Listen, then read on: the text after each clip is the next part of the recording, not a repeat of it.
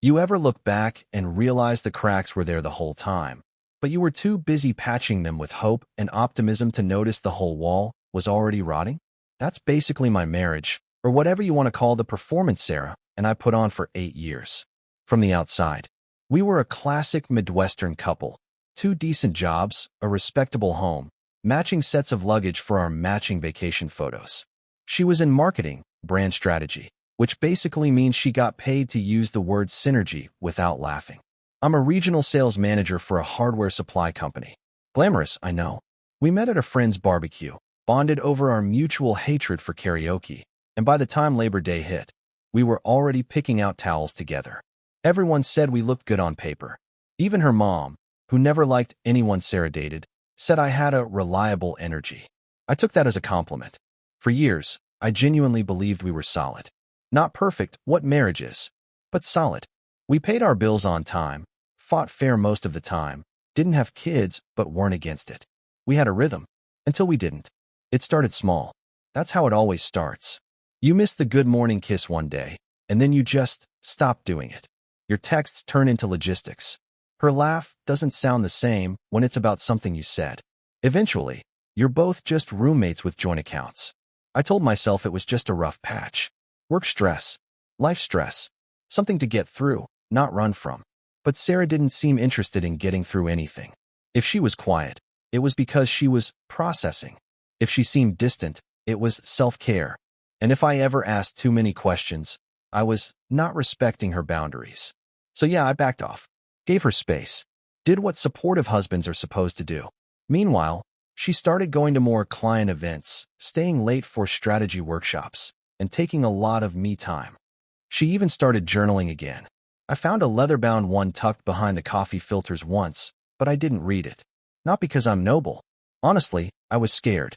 Scared I'd open it and find out she was miserable. Or worse, indifferent. Still, I kept showing up, making dinner, asking how her day was, pretending like I didn't notice when she'd flinch if I touched her shoulder while she was texting. Like I didn't hear the passive-aggressive edge when she'd ask, "Do you always breathe that loud when you're eating?" But the real red flag came wrapped in faux empathy. One night, out of nowhere, she sat me down and said, "I think we should go on a break. Just hit pause for a bit. No pressure. It's not about you. I just need to reconnect with myself."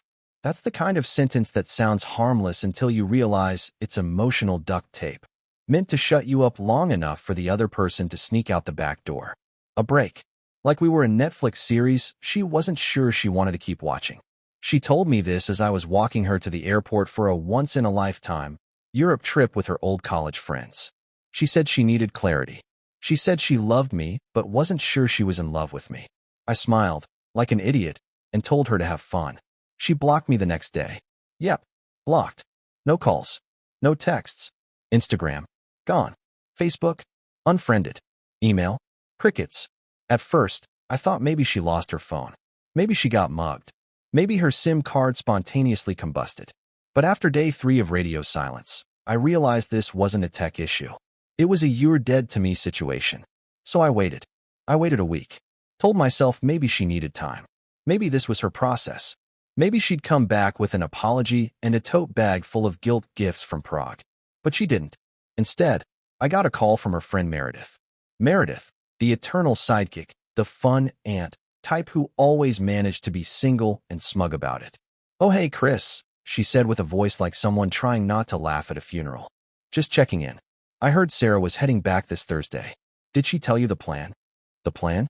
Turns out Sarah was coming home. Just not to me. She had apparently arranged to stay with someone named Trevor, a name I'd never heard before, but one that sounded suspiciously like it wore loafers without socks. Meredith slipped and said, "I think they've been seeing each other since February, but I'm not totally sure when it started." Since February. Sarah and I celebrated our 8th anniversary in March. I didn't scream. I didn't throw anything. I just thanked Meredith for the update, hung up, and sat in my car, parked in the grocery store lot, staring at the bottle of almond milk I'd just bought. This is what fine looks like, I thought. It's the face you wear when your marriage quietly implodes, but you still remember to buy non-dairy alternatives. I didn't text Sarah. I didn't call. I didn't show up at the airport with some dramatic sign. I waited. Waited for her to walk back into the apartment she ghosted me from, thinking everything would be right where she left it. She had no idea what she was walking into. And that's the part where things get interesting. You want space, Sarah? Let me show you how wide the gap can get. The thing about liars, real ones, the kind who live inside their own rewritten stories, is that they get lazy. They start skipping the details. The edges of their tales start to fray. And if you know what to listen for, you can hear the unraveling before it even starts. Sarah was that kind of liar. When she walked through our front door 3 Thursdays later, rolling her new European luggage like she was a guest in her own marriage, I didn't say anything. Didn't hug her. Didn't ask how Paris was. Just gave her a polite nod, like I was a neighbor she hadn't seen in a while. She blinked like I was a hologram. "Hey," she said, drawing it out like she was testing the temperature of the room. "Hey." She looked around. Same apartment. Same furniture. Same man. But something was off, and she felt it. The energy was different. Her key still worked, but the home didn't fit her anymore. I watched her scan the living room, her eyes landing on the coffee table. On it was a single envelope with her name in block letters. Sarah. No babe. No hun. Just plain old legal font Sarah. She didn't pick it up. Not yet. "Can we talk?" she asked, setting her suitcase by the door, like she was staying for just a minute. "Sure," I said. "Plenty of time." We sat. I didn't offer coffee. She didn't ask. Now here's where most guys screw up. They come in hot, yelling, accusing, begging. That's how cheaters win. They paint you as emotional and twist it into proof of why they had to leave. But if you stay quiet, if you stay cool, they panic. Sarah cleared her throat. "Look, I know the timing of the trip was weird. I wasn't trying to hurt you or anything. I just needed to get my head straight." "Sure," I said. I was feeling confused, and I needed clarity. I thought Europe would help. Did it? She blinked. Did it what? Help. Europe. The clarity. She didn't like the way I said it. My tone wasn't angry, just off. "I think so. Yeah," she said, brushing her hair behind her ear like it was a nervous tick and not a performance she'd been rehearsing on the plane. "I just needed perspective. Now, keep in mind, I didn't know everything yet. Not at that moment. I just had instincts. But instincts can carry you a long way if you know how to let them breathe." She went on, talking in circles, saying a lot without saying anything. At one point, she actually said the words, "I didn't leave, I just paused." Like this was a DVR, and she could hit play when it suited her. I finally spoke. "Did you sleep with him?" She flinched. That tiny, split-second hesitation. It's always there. "I don't think that's the point right now." "Oh, the classics." I nodded. "Got it." That's when she noticed the envelope again. She reached for it like it might bite her. Inside was a single page. Typed. No emotion. Just a timeline. Sarah's flight. Sarah's credit card activity. Sarah's Airbnb check-ins. And one printout. An invoice from a branding retreat in Spain. Except this particular retreat only had 10 attendees. One of them was Sarah. Another was Trevor Holland. Trevor. The loafers without socks guy. I don't know what he looks like, but I imagine he says bro a lot and unironically enjoys rooftop brunch. She looked up at me. Her lips parted like she was about to cry, but nothing came out. "How did you get this?" she asked. "Google. Email. Curiosity." I smiled. You'd be amazed what pops up when you search your own wife's name and forget she used your billing address for her travel perks. That's the thing with people like Sarah. They forget the internet is smarter than their lies. She started talking fast. It wasn't serious. It was just, I needed to feel something. He's a client. Or he was. And well, it just happened. But it's over now. I swear. It was just a fling. You blocked me, Sarah. That's not a fling. That's an exit plan. I didn't mean to hurt you. But you did. And now you're back. What? She had no answer. Just a soft, pitiful stare. Like I was supposed to say, "It's okay, baby, welcome home." But I didn't. Instead, I nodded toward the door. "You forgot to take the key off your ring." She hesitated. "Chris, can we please just talk about this like?" "No. Talking time is over." That's when I stood up. Not dramatic. Just enough to make it clear the scene was done. "Listen," I said. "I'm not gonna scream. I'm not gonna beg. But I do want to say thanks." She looked confused. "Thanks for clarifying who you are. I spent years wondering. Turns out, you're just another amateur liar who thinks life works like a curated Instagram reel. So really this helped." She opened her mouth, then closed it. I walked past her, grabbed my jacket, and headed for the door. "Oh, And one more thing, I said, stopping just before I left. That client retreat in Spain? You charged it to our joint card. So technically, I funded your affair. You're welcome. Then I left. And this is where most stories would end. But not this one. Because now I had clarity, too. And revenge? It wasn't going to be loud. It was going to be precise. People love the word closure. They act like it's some spiritual endpoint, like if you can just cry hard enough, journal long enough, or scream into a pillow the right number of times, you get to walk away healed. That's not how it works. Closure is a fairy tale for people who don't like confrontation. Me? I don't do closure. I do consequences. And Sarah was about to learn that the hard way. After I walked out on her little homecoming performance, I didn't go to a bar or crash on a buddy's couch. I went to the one place where people always tell the truth, the office. Not mine. Hers. See, while she was gone reconnecting with herself in Spain or wherever Trevor was rubbing her shoulders and pitching synergy, I'd spent some time getting organized. Not snooping. Not spying. Just organizing. Because it turns out when you share Wi-Fi, utilities, and streaming accounts, you learn a lot. Sarah worked at a boutique brand strategy firm called Finch & Easton. Fancy name, 10-person team, all about authentic storytelling. They loved buzzwords like integrity, alignment, and purpose. Except when their senior brand consultant, my wife, was sleeping with a client, billing it under a work retreat, and spending joint marital assets to do it. Trevor Holland wasn't just some random marketing bro. He was a CEO of a company Finch & Easton had just landed a six-figure rebranding contract with, which meant that technically, ethically, and according to 3 lines in the company handbook, Sarah had just committed a violation so blatant, a first-year intern would have known better. So, I made a plan. On Monday morning, I walked into Finch & Easton with a blazer on and a folder in hand. The receptionist gave me the kind of smile reserved for UPS drivers and awkward husbands. "Hi, can I help you?" "I need to speak with Bryce Feldman," I said. Bryce was the managing partner, also a guy who had spoken at our wedding. She hesitated. "Is he expecting you?" "Tell him it's Christopher Jensen." I watched her eyes flicker. Recognition. Maybe even a little pity. 5 minutes later, I was in Bryce's office. He looked like he hadn't slept in days, high-strung, underfed, and clearly not expecting what I was about to hand him. "Chris," he said. "Wow. What's going on?"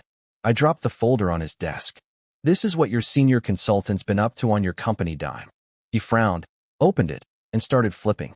It was all in there. A copy of the joint card statement showing the charges.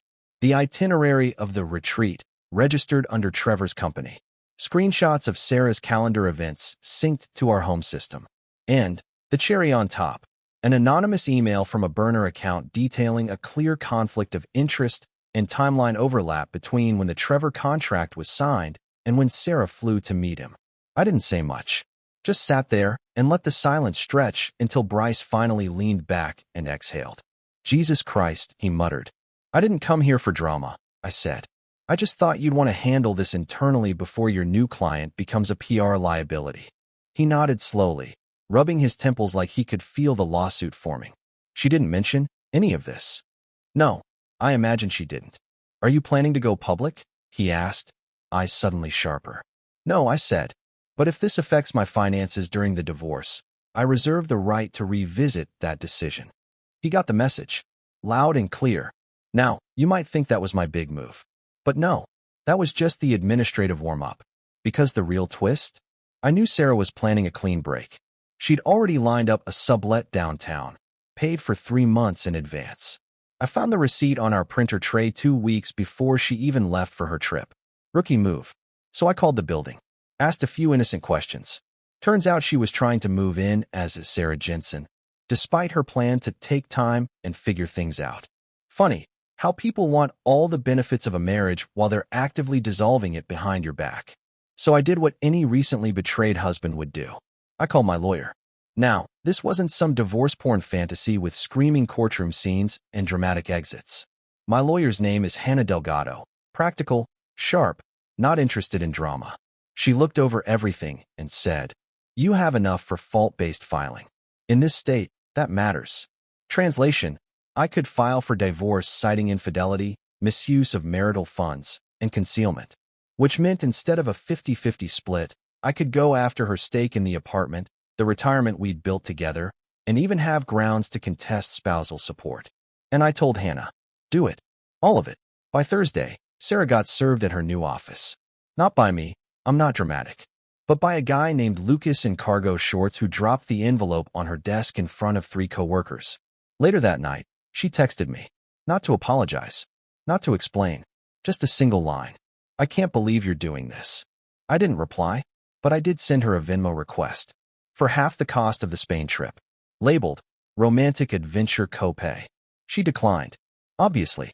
Then came the calls, the long voicemails where she said she was devastated and never wanted it to come to this. One even ended with, "You don't have to destroy me just because I made a mistake." Oh, but Sarah, that's the thing. I'm not destroying you. You already did that yourself. I'm just documenting it for the record. Here's a little-known truth. Revenge doesn't need to be theatrical. It doesn't have to involve burned clothes on the front lawn or embarrassing social media posts. You don't need to scream. You don't need to cry. You don't even need to raise your voice. What you need, what I used, is timing, precision, and a thorough understanding of what the other person values most. Sarah didn't value me. She valued perception, optics, the curated life, the way things looked to her friends, her coworkers, her family. She built her identity on control, on always being the one who had it together, who looked polished in group photos, who everyone said had a good head on her shoulders. So naturally, when I planned my revenge, I went straight for that. The first step was the invite. Sarah's parents, Tom and Diane, were coming into town for their anniversary. Originally, the plan had been for the 4 of us to go out for dinner. I'd made the reservation months ago at her parents' favorite spot, Riverwood, the overpriced, modern American place with truffle mac and cheese and candles and whiskey bottles. Sarah had circled the date on the calendar with a heart. She probably thought that date was off the table now that she was back from Europe and knee-deep in damage control. But she forgot one thing. I made the reservation. Under my name. And Diane, bless her, still hadn't been looped in on the whole cheating fiasco. So I confirmed the dinner. Texted Diane the day before. Looking forward to tomorrow. Should be a nice night. Then I made one small adjustment. I invited someone else. Her name was Natalie. We dated briefly back in college before she transferred out of state. Total fluke that we reconnected. Ran into her at the DMV of all places. She looked different, more confident, but still had the same dry wit that once made me laugh mid-sip and shoot beer out of my nose. I told her the whole story. Not because I was trying to win her over. Just because it felt good to say it out loud to someone who wasn't going to pat my shoulder and whisper, "You're better off." Natalie didn't offer pity. She offered a smirk and said, "You're going to have to do something better than filing paperwork. If you want her to squirm, bring me to dinner." I raised an eyebrow. She shrugged. "I like a good show." So we made a plan. When Sarah walked into Riverwood that night, wearing the same dress she'd worn to our engagement party, intentional, obviously, she looked surprised to see me already seated. Even more surprised to see Natalie sitting beside me, laughing at something I'd just said. I stood, greeted Diane and Tom with warm hugs. Natalie smiled and offered her hand like she'd known them for years. Sarah stood there, blinking like she was trying to reboot. "Christopher," she said through her teeth, "can I talk to you? Alone?" "In a minute," I said. They held the table for us. Let's not be rude. So we sat. 4 of us on one side of the table, me, Natalie, and Sarah's parents. Sarah across from me, smile frozen, jaw tight enough to cut glass. Tom ordered the ribeye. Diane asked about my work. Natalie kept the conversation flowing like she was hosting a game show. And Sarah? She sipped her overpriced Chardonnay and tried to act like she wasn't unraveling. At one point, Diane leaned toward Natalie and asked, "How did you 2 meet?" Natalie didn't miss a beat. "Oh, we go way back. But we just reconnected recently, right after Christopher's wife decided to take a break with no warning." There it was, a silence so sharp, you could feel the tension snap across the table like piano wire. Sarah's face went pale. Tom's fork hovered midair. Diane looked at Sarah. "What is she talking about?" I turned to Sarah, gave her a pleasant smile, and said, "Go ahead, Sarah. Tell them." She blinked. "This isn't the time or place." "No? You sure? I mean, this dinner was originally your idea.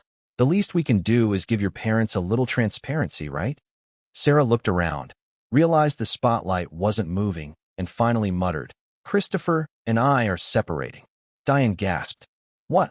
Tom frowned. When? Sarah's voice cracked. It's complicated. Natalie leaned in and whispered to me, loud enough for everyone to hear. This chicken's incredible. Who knew betrayal could taste this good? I almost choked trying not to laugh. The rest of dinner was a slow-motion disaster. Diane tried to smooth things over. Tom asked too many questions.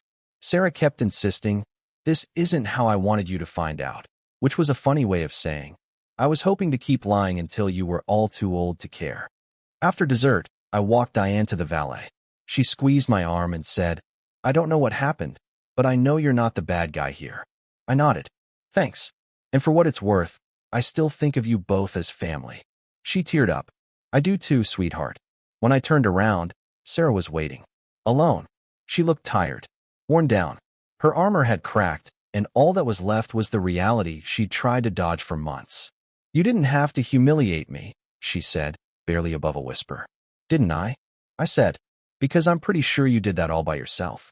I just handed you the mirror. Her lips trembled, but I wasn't interested in tears. You're not the victim here, Sarah, I said, voice low but sharp. You threw a grenade and expected me to sweep up the debris. I chose not to. That's not revenge. That's called self-respect. She looked at the ground. So this is it. I shrugged. No, not yet. But it's coming. Then I got into the car with Natalie and left Sarah standing in the glow of the valet lights, clutching her handbag like a lifeline. Let her explain that one to Trevor. Because here's the thing. You don't destroy people with rage. You destroy them with dignity.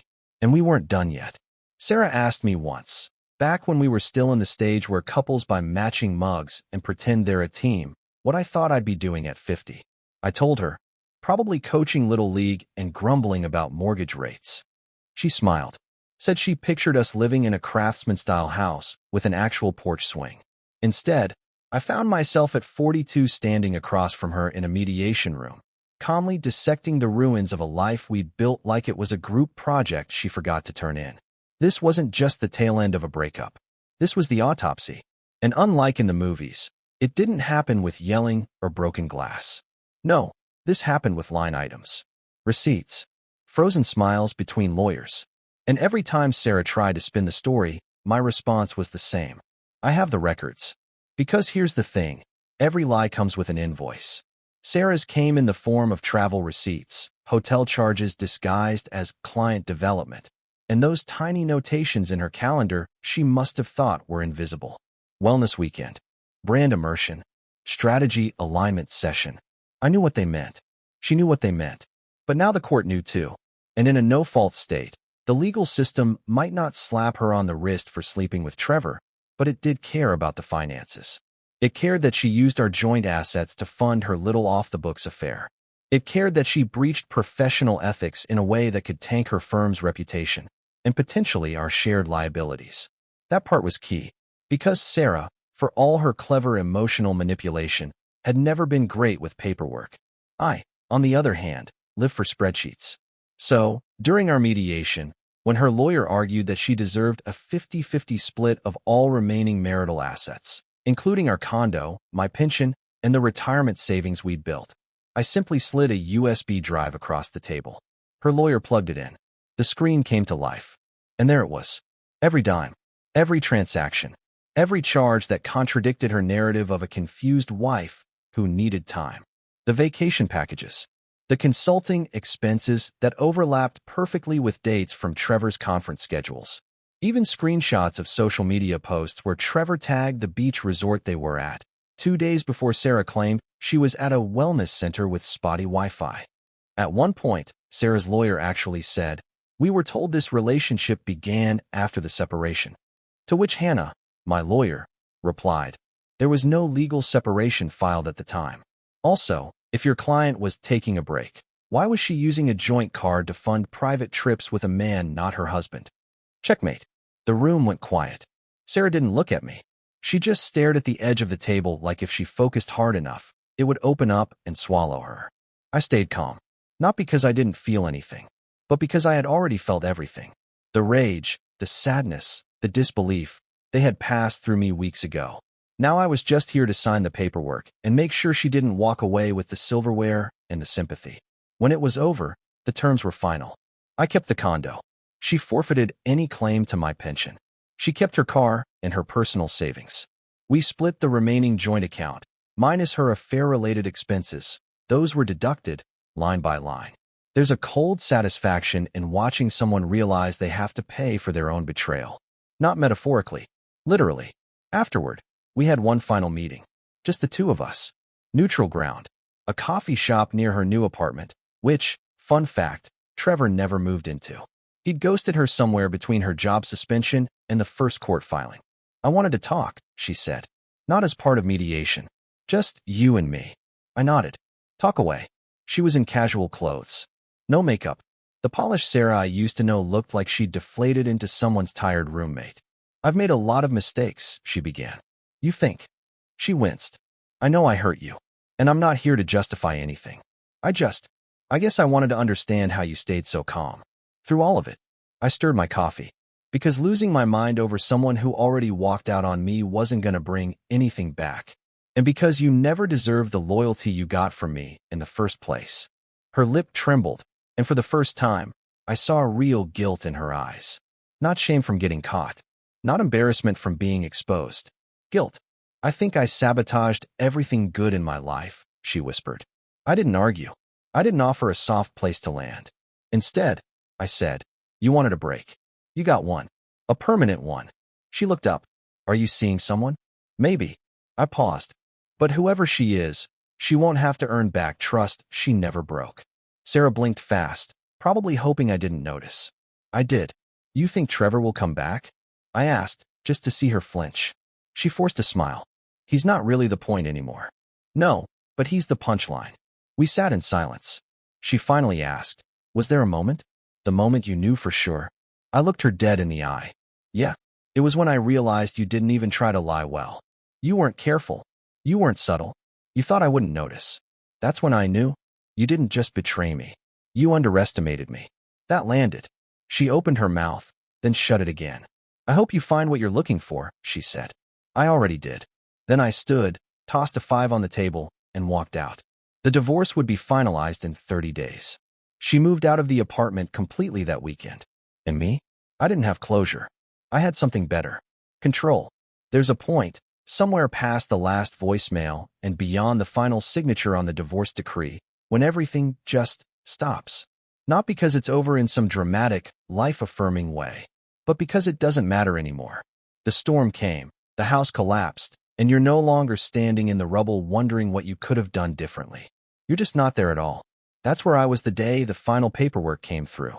No champagne. No dramatic Facebook post. Just a quiet morning, a signed document, and a long walk that ended at a coffee shop I never used to go to because Sarah didn't like their tea selection. It was the first Saturday I didn't wake up wondering where she was, or what she was thinking, or who she might be texting. I didn't care anymore.